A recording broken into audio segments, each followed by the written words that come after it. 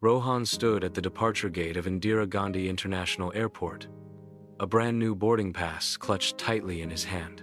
He had finally achieved what many called a dream come true, a long-term job offer in New York. His friends admired his success. His colleagues envied him.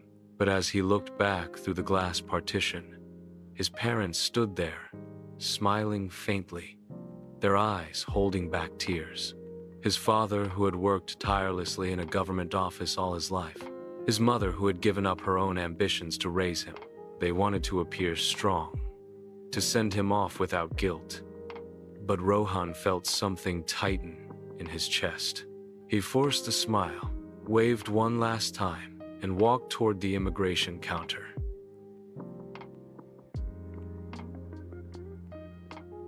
New York dazzled him. Skyscrapers touching the sky, streets buzzing with diversity, and a salary far beyond what he could ever imagine in India. For a while, it felt like a dream, but soon, his calls home reduced. First every evening, then once a week. Later, only once in 2 weeks.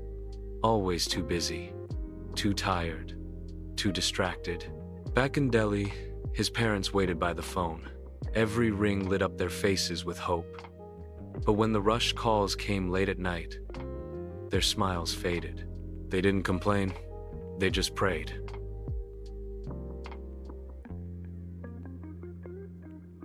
Years passed. His father's walk grew slower. His mother's eyesight dimmed. Festivals once filled with laughter now turned silent. Diwali diyas still lit, but the sparkle was missing. Holy colors still smeared, but the joy was pale. Their neighbors' homes filled with children returning from abroad, but theirs stood quiet. One evening, Rohan's childhood friend Arjun visited his parents. He noticed the silence. Arjun said in gentle tone, "Uncle, Auntie, why don't you ask Rohan to come back?" Father said with a weak smile, "Son, children today believe happiness lies abroad. For us, his happiness is our happiness." But in the privacy of night, they wept softly.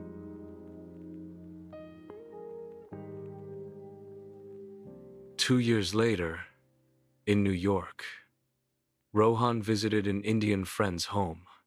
On the wall hung a painting of Shravan Kumar from the Ramayana, the devoted son carrying his blind parents on his shoulders, taking them on pilgrimage. Rohan froze. Memories of childhood stories rushed back. Shravan, tired yet determined, serving his parents selflessly. And here he was, living in luxury, while his parents aged alone. His throat tightened, his eyes filled with tears. He excused himself, shut the restroom door, and wept. That night, sleep did not come.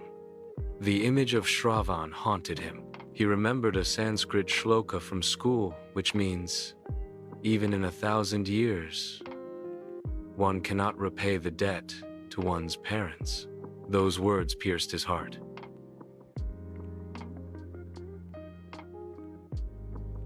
One winter morning, his phone rang.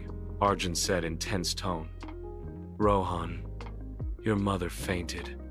Your father is struggling alone." Rohan's world collapsed. He booked the earliest flight to Delhi. At the hospital, he saw his mother frail on the bed. His father by her side, aged far beyond the man he remembered. Rohan fell at their feet, tears streaming down. Rohan said with broken voice, "Ma, Papa, forgive me. I thought money and career abroad were everything. I forgot my biggest treasure is you." Mother said, "We never wanted riches, son. We only wanted you near us."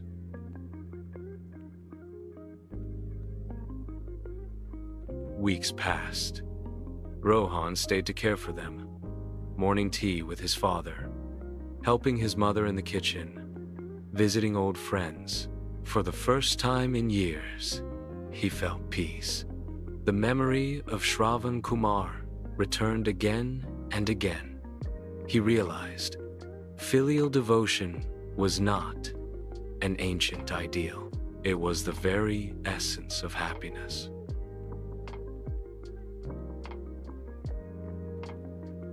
When his company called him back to New York, Rohan made a bold decision. He resigned. Instead, he joined an Indian firm in Gurugram. The salary was less, the perks fewer, but his heart was content.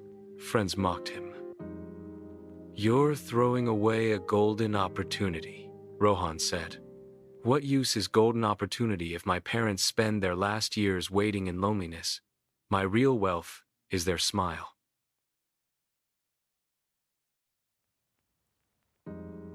A year later, a new idea struck him. He designed an algorithm for travel optimization. Soon, he launched a software product around it. Within months, it became a success. Investors noticed. Business grew. Rohan realized money can be earned in your own country too, with the right idea and focused effort. Earlier, he was just part of the rat race abroad. Now, he was building something meaningful while staying close to his parents.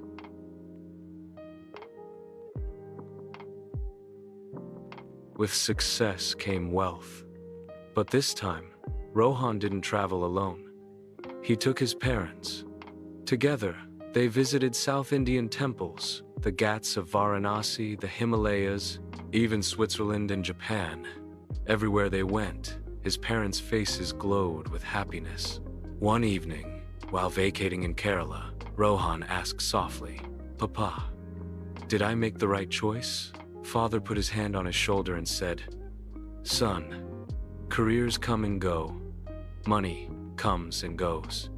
But parents do not stay forever. Once they are gone, no foreign land, no success can bring them back. You chose wisely."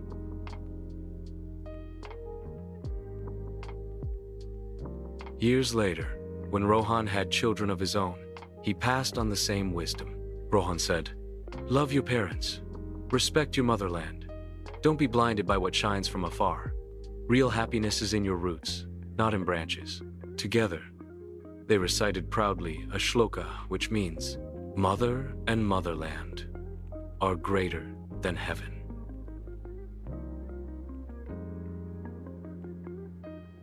This story reminds us of a truth many realize too late. Parents are the source of real happiness. Money may buy comfort, but never the smile of a mother, nor the blessing of a father. Remember, love your parents today. Because once parents are gone, no distance traveled, no wealth earned can bring them back.